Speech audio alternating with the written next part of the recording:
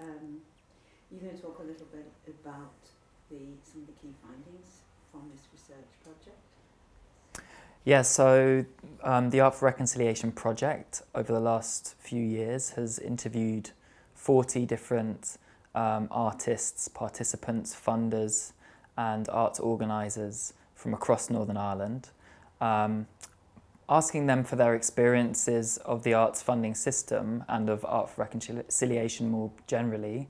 So how Art for Reconciliation works, what its contributions are, but also how they experience the process of acquiring funding and of evaluating the work that they do for funders. And so one of the key aspects of our research has been looking at evaluations processes and how those evaluation processes organise the information that's given to them by artists, participants and audience members. So basically feedback forms and other forms of evaluation. And we've looked at the limitations of that. So by talking to artists and practitioners and former participants, we've kind of gathered a body of information on what is perhaps missing from this record of historical art for reconciliation practice. And there are sort of two key areas of limitation that we've identified. The first is decontextualization.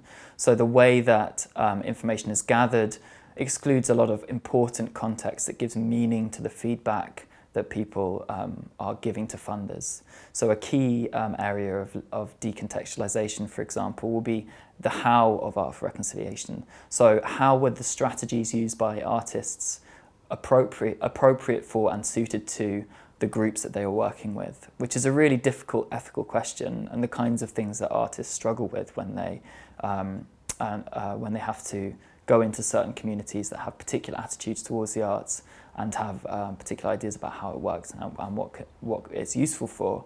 And there's this body of knowledge acquired by artists and also that is in the communities themselves that is not currently being recorded or processed or even being used to inform a strategy of Art for Reconciliation. And also another form of decontextualization that's quite important is really understanding how participants and audience members view the arts in general. So there are certain groups in the North who view the arts as not for them for various reasons. And this obviously affects the way that people actually engage with artists and their work.